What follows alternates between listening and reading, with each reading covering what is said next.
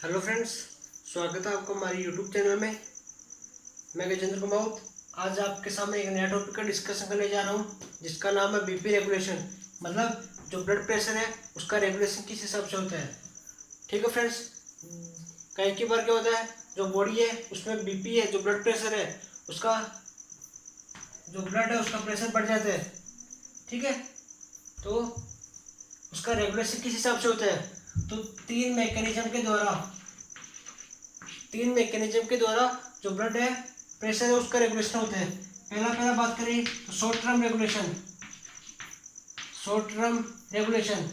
Second की बात करें तो इंटरमीडिएट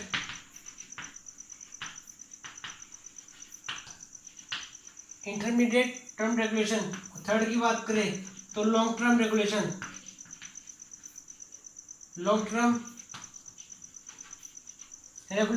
सबसे पहला आ गया शॉर्ट टर्म रेगुलेशन, सेकंड की बात करें तो लॉन्ग जो इंटरमीडिएट रेगुलेशन, और थर्ड की बात करें तो लॉन्ग टर्म रेगुलेशन। अब जो शॉर्ट टर्म रेगुलेशन है उसको फिर से फर्दर तीन भाग में डिवाइड किया गया है। मतलब इसमें तीन प्रकार से जो बीपी है उसको कंट्रोल किया जा सकता है। सबसे पहला हम बात करें तो सबसे पहला आ जाएगा यहाँ पे शॉर्ट टर्म रेगुलेशन में बेरो रिसेप्टर। यहाँ पे देख लेते हैं हम। ठीक है, तो शॉर्ट टर्म में सबसे पहला आ गया बेरो रिसेप्टर। सेकंड की बात करें तो कीमो रिसेप्टर, और थर्ड की बात करें तो सीवीएस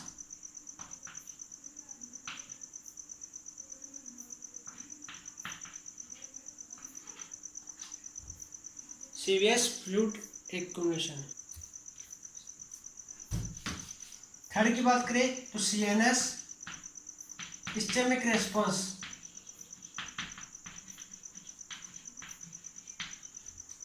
जो शॉर्ट टर्म रेगुलेशन है उसमें तीन प्रकार से कर सकते हैं, बेरो रिसेप्टर के द्वारा, कीमो रिसेप्टर के द्वारा, और जो सीएनएस इस्चेमिक रेस्पॉन्स है उसके द्वारा। सेकंड की बात करें इंटरमीडिएट में हम दो प्रकार से कर सकते हैं, RAAS renin angiotensin aldosterone system. ठीक है, दूसरा है कैपिलरी फ्लूइड शिफ्टिंग। जो कैपिलरी फ्लूइड शिफ्टिंग है उसके द्वारा हम कर सकते हैं। तीसरा है लॉन्ग टर्म रेगुलेशन, और लॉन्ग टर्म रेगुलेशन इसको बोलते हैं hormonal regulation.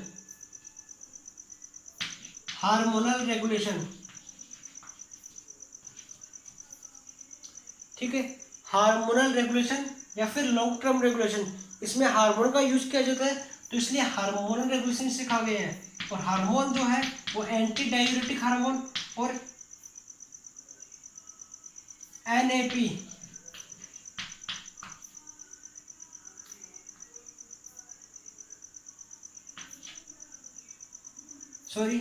ANP atrial नेट्रियूरेटिक peptide. इसका नाम है एंटी डाययूरेटिक हार्मोन, यह है एट्रियल नेट्रियूरेटिक पेप्टाइड। अब मैं वन बाय वन इन सभी का डिस्कशन करेंगे हम।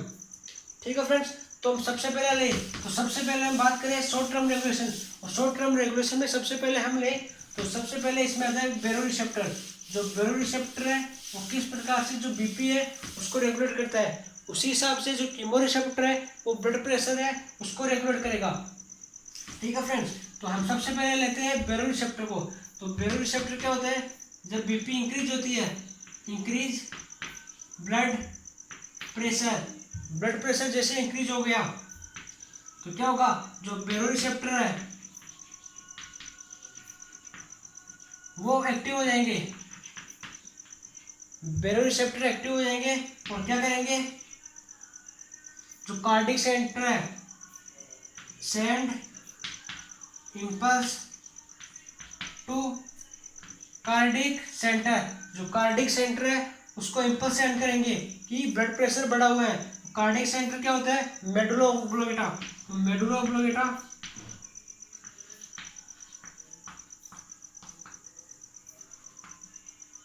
ओब्लोंगेटा क्या करेगा, इसकी जो एक्टिविटी है वो डिक्रीज कर देगा। Medulla oblongata decrease activity of cardiac centre. Cardiac centre क्या था, मेडुला ऑब्लोंगेटा। तो एक्टिविटी डिक्रीज कर देगा किसकी, जो कार्डिक सिस्टम है उसकी एक्टिविटी डिक्रीज कर देगा। ठीक है, जैसी कार्डिक सिस्टम की एक्टिविटी डिक्रीज होगी, मतलब जो अल्फा 1 इसमें रिसेप्टर पाए जाते हैं कार्डिक में, तो अल्फा 1 रिसेप्टर हार्ट के रिसेप्टर है, ये पाया जाता है ऐसे नोड में। बीटा 1 मायोकार्डियम में पाए जाते हैं, और बीटा 1 एक और होते हैं, ये होते हैं जो ब्लड वेसल्स होती है वहां पे। तो ऐसे नोड है, alpha 1 receptor, beta 1 receptor myocardium में, और बीटा 1 दूसरा रिसेप्टर है, वो ब्लड वेसल्स में पाए जाते हैं। अब इसकी एक्टिविटी है वो डिक्रीज हो रही है, तो ऐसे नोड है, ऐसे नोड क्या करवाता है, जो हार्ट का जो इलेक्ट्रिकल इंपल्स है वो जनरेट करवाता है, और इलेक्ट्रिकल इंपल्स जनरेट करवाता है ये है, तो इलेक्ट्रिकल इंपल्स है वो कम जनरेट करवाएगा, इसकी एक्टिविटी को डिक्रीज कर देगा। मायोकार्डियम में हार्ट के कॉन्ट्रैक्शन में हेल्प करती है, हार्ट के कॉन्ट्रैक्शन में हेल्प करती है, इसकी एक्टिविटी है वो डिक्रीज हो रही है, तो मायोकार्डियम है वो हार्ट का कॉन्ट्रैक्शन है वो नहीं करेगा, कम करेगा, और जो ब्लड वेसल्स है उसको डायलेट कर देगा। ठीक है फ्रेंड्स, तो ये सभी क्या करवा रहे हैं, डिक्रीज हार्ट रेट है वो डिक्रीज हो रही है, डिक्रीज वेजोकॉन्स्ट्रिक्शन है वो डिक्रीज होगा, इंक्रीज क्या होगा, वेजोडाइलेशन इंक्रीज होगा, और वेजोकॉन्स्ट्रिक्शन है वो डिक्रीज होगा। ठीक है, इसी हिसाब से जो बीपी है लास्ट में, ब्लड प्रेशर है वो डिक्रीज हो जाएगा। ठीक है फ्रेंड्स, तो ये मैंने आपको बहुत ही इजी वे में करवा दिया है। ये क्या था, बेलो रिसेप्टर था, और इसी प्रकार से जो कीमो रिसेप्टर है वो बीपी है उसको रेगुलेट करेगा। ठीक है, इसके बाद में बात करें तो शॉर्ट टर्म रेगुलेशन है उसका ये कंप्लीट हो गया फर्स्ट पार्ट। इसी प्रकार से जो कीमो रिसेप्टर है वो ब्लड प्रेशर रेगुलेशन करेगा। इसका थर्ड क्या था, सीएनएस इस्चेमिक रेस्पॉन्स, तो वो हम देखते हैं।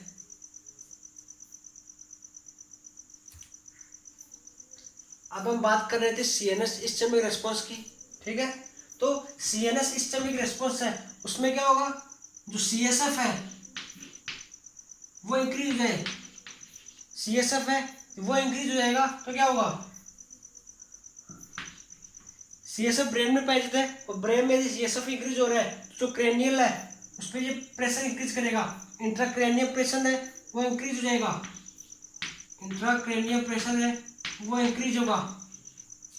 ओके, अब इंट्राक्रेनियल प्रेशर हो रहा है वो इंक्रीज हो रहा है, जैसे ब्रेन है वो उसका प्रेशर इंक्रीज होगा तो जो उसकी आर्टरीज है उसको कंप्रेस कर देगा, तो आर्टरीज पर प्रेशर बढ़ा देगा, मतलब जो आर्टरीज है उसको दबा देगा ये।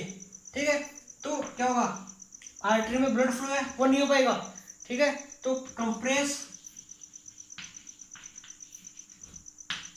ब्लड वेसल्स और ब्रेन की ब्लड वेसल्स है सीएनएस उसको कंप्रेस कर देगा, तो सीएनएस इस्चेमिया होगा, क्योंकि ब्लड सप्लाई नहीं हो रहा है, और ब्लड सप्लाई नहीं होगा तो ऑक्सीजन है वो भी सप्लाई नहीं हो पाएगी, तो सीएनएस इस्चेमिया की कंडीशन बन जाएगी। अब क्या होगा, सीएनएस इस्चेमिया हो रहा है, ये क्या करेगा, ब्लड सप्लाई यहाँ पे डिक्रीज हो रही है, जो कार्डिक सेंटर है उससे करेगा स्टिमुलेट, कार्डिक सेंटर को करेगा स्टिमुलेट कार्डिक सेंटर, उसकी एक्टिविटी उसको इंक्रीज कर देगा। पिछले वाले में हमने देखा था कि उसकी एक्टिविटी को डिक्रीज कर रहा था, और इसमें हम देखेंगे कि इसकी एक्टिविटी है उसको इंक्रीज कर देगा, और एक्टिविटी को इंक्रीज कर देगा, तो इंक्रीज एक्टिविटी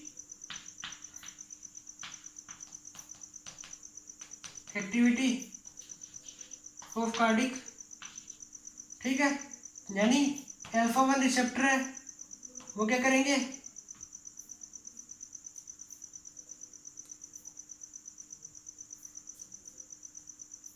ऐसे node vasoconstriction sorry electrical impulse है वो जनरेट करवाएगा, वो फास्ट जनरेट होगी। ठीक है, ऐसे रोड बीटा वन क्या करवाते हैं, मायोकार्डियम कॉन्ट्रैक्शन करवाते हैं, तो मायोकार्डियम का कॉन्ट्रैक्शन है वो बढ़ जाएगा। तो इस प्रकार से सिंपैथेटिक स्टिमुलेशन है वो इंक्रीज हो रहा है। क्या हो रहा है, सिंपैथेटिक स्टिमुलेशन इंक्रीज हो रहा है। सिंपैथेटिक स्टिमुलेशन इंक्रीज हो रहा है मतलब जो बीपी है वो बढ़ जाएगी, क्योंकि इसमें हार्ट रेट बढ़ रही है। सिंपैथेटिक स्टिमुलेशन क्या होता है, इसमें हार्ट रेट बढ़ जाती है, वेजो कॉन्स्ट्रिक्शन होता है और डिक्रीज करता है वेजो डायलेशन को, तो बीपी है वो बढ़ जाएगी। ठीक है, ये हमारा सेकंड पॉइंट हो गया। हमने शॉर्ट टर्म रेगुलेशन है उसे कंप्लीट कर लिया है, और शॉर्ट टर्म रेगुलेशन के बाद हम देखते हैं इंटरमीडिएट रेगुलेशन। ठीक है, इंटरमीडिएट में देखेंगे सबसे पहले RAS रेनिन एल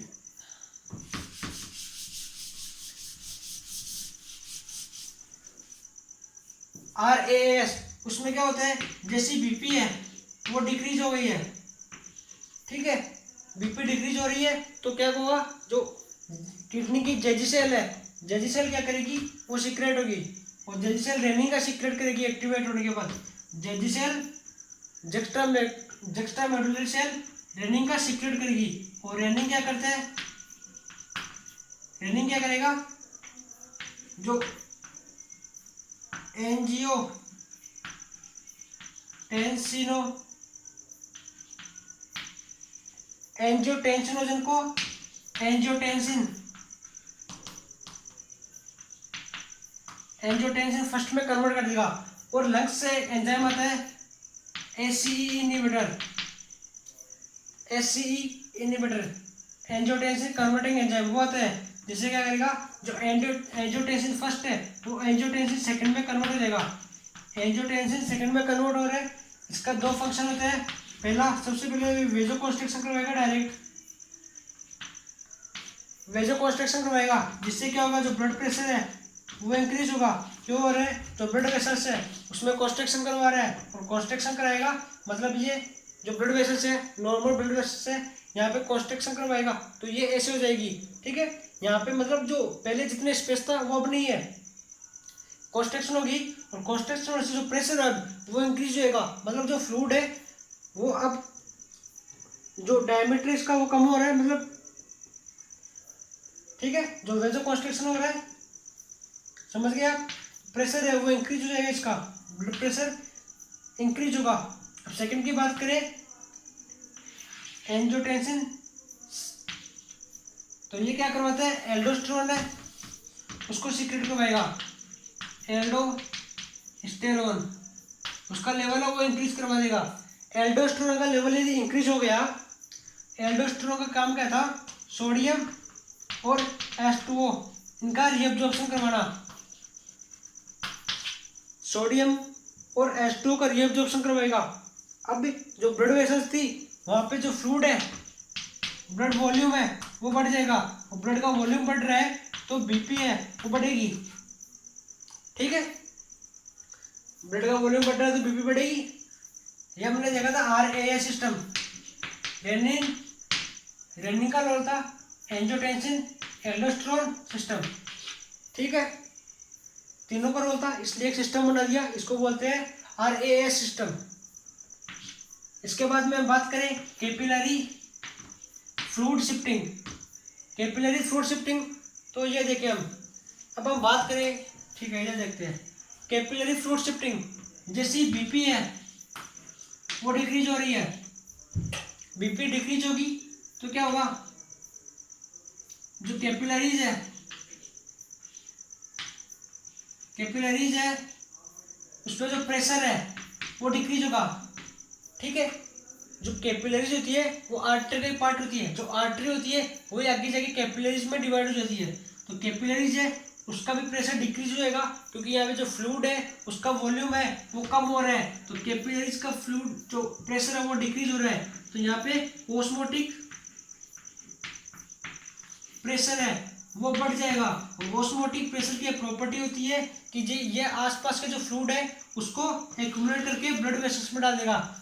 ठीक है, तो ऑस्मोटिक प्रेशर ब्लड प्रेशर का इंक्रीज हो रहा है, तो ऑस्मोटिक प्रेशर इंक्रीज हो रहा है तो आसपास का जो फ्लूइड है उसको एक्यूमुलेट कर लेगा, जिससे क्या होगा, जो ब्लड का वॉल्यूम है, ब्लड वॉल्यूम है वो बढ़ जाएगा। तो फ्लूइड है वो बढ़ रहा है ब्लड वेसल्स के अंदर, और ब्लड वेसल्स के अंदर फ्लूइड बढ़ रहा है तो बीपी है वो इंक्रीज हो जाएगी। ठीक है फ्रेंड्स, ये हमने इंटरमीडिएट देख लिया, इंटरमीडिएट देख लिया। इसके बाद में हम देखेंगे long term regulation. Long term regulation में एडीएच एंटी डायूरेटिक हार्मोन और एएनपी एट्रियल नाइट्रोयूरेटिक पेप्टाइड। ठीक है,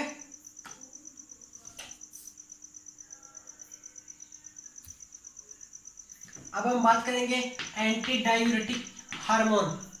ठीक है, एंटी डायूरेटिक हार्मोन किस प्रकार से जो बीपी है उसको कंट्रोल करेगा। तो बीपी बढ़ रही है, कैसे पता लगाएंगे हम, एंटी डायूरेटिक, डायूरेटिक मतलब एक्सेसिव यूरिनेशन हो रहा है। ठीक है, डायूरेटिक क्या करवाता है, एक्सेसिव यूरिनेशन का काम करवाता है, मतलब जो बीपी है उसको कम करवाएगा, मतलब बीपी उसको कम करवाएगा तो डायूरेटिक। ठीक है, एंटी मतलब ये क्या करेगा, जो यूरिन है उसको पास कम होने देगा, और पास कम होने देगा जिससे क्या होगा, जो बीपी है वो बढ़ जाएगी। ठीक है, अब एंटी डायूरेटिक है, बीपी कम करवाने का काम करता है, सॉरी हाँ बीपी बढ़ाने का काम करता है। तो यहाँ पे क्या होता है, बीपी है वो डिक्रीज होती है, तो बीपी जैसे डिक्रीज हो रही है, डिक्रीज ब्लड प्रेशर, क्या होगा, अब ये याद रखना, जो एडीएच है वो किससे सीक्रेट होता है, पोस्टीरियर पिट्यूटरी से। तो जो लेफ्ट एट्रियम है इसके रिसेप्टर पाए जाते हैं। ठीक है, रिसेप्टर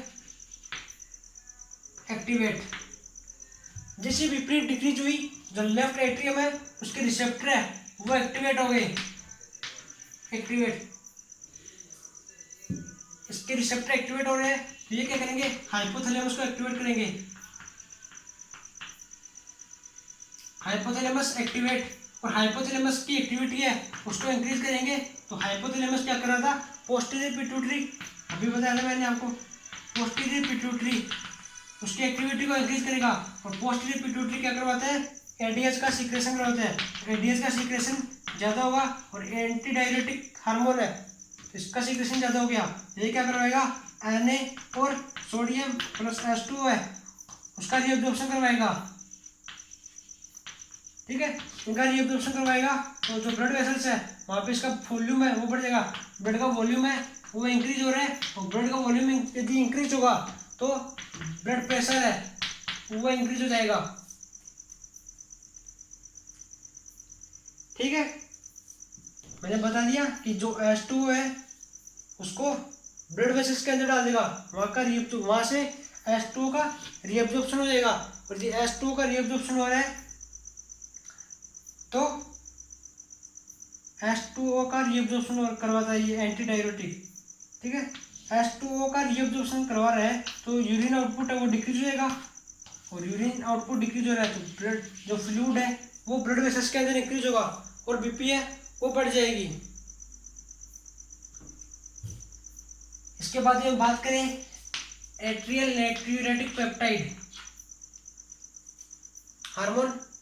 ओके, तो एट्रियल नाइट्री ये इसमें क्या होगा, जब बीपी है इसका जस्ट अपोजिट होगा, जब बीपी इसमें इंक्रीज होगी, और इंक्रीज होने से क्या होगा, इसके रिसेप्टर है वो राइट एट्रियम में पाए जाते हैं, राइट एट्रियम रिसेप्टर स्ट्रेच हो जाएंगे। ठीक है, इसके स्ट्रक्चर है जो रिसेप्टर वो स्ट्रेच हो जाएंगे, और क्या करेंगे, ये जो एएनएफ है डायरेक्ट एएनएफ पर एक्टिविटी करेंगे, तो एएनएफ है एंटी नाइट्रोयूरेटिक पेप्टाइड वो इंक्रीज करवाएंगे। जो हार्ट के द्वारा हार्मोन सीक्रेट होता है एएनएफ, कहाँ से सीक्रेट होता है, राइट एट्रियम रिसेप्टर के द्वारा, सॉरी राइट एट्रियम के द्वारा यहाँ पे इसके रिसेप्टर पाए जाते हैं, और ये डायरेक्टली क्या करेंगे, जो एएनएफ है उसकी एक्टिविटी को इंक्रीज कर देंगे। और एएनएफ का काम क्या होता है, ये क्या करता है, डिक्रीज करता है reabsorption of sodium plus H2O। ठीक है, जहाँ जहाँ सोडियम है वहाँ पानी इसके साथ आ जाएगा। ठीक है, अब इसके रीअब्जॉर्ब्स को डिक्रीज कर रहे हैं, तो जो ब्लड वेसल्स है वहाँ पे जो वॉल्यूम है वो डिक्रीज होएगा, ब्लड वॉल्यूम है वो डिक्रीज हो रहा है, तो बीपी है वो डिक्रीज हो रही है। पहले बीपी इंक्रीज हो रही थी, एएनएफ हार्ट के द्वारा सीक्रेट हुआ, और बीपी है वो इंक्रीज हो रही है। ठीक है फ्रेंड्स, तो आज हमने जो ब्लड प्रेशर रेगुलेशन है वो टॉपिक देख लिया कंप्लीट। इससे संबंधित कोई भी डाउट हो तो आप कमेंट सेक्शन में रिप्लाई जो कमेंट करें, और वीडियो को लाइक जरूर करें। ठीक है, वीडियो को लाइक करना ना भूलें, और कमेंट जरूर करें। वीडियो कैसा लगा लाइक करें, कमेंट करें। ओके फ्रेंड्स, ठीक है, bye, have a good day.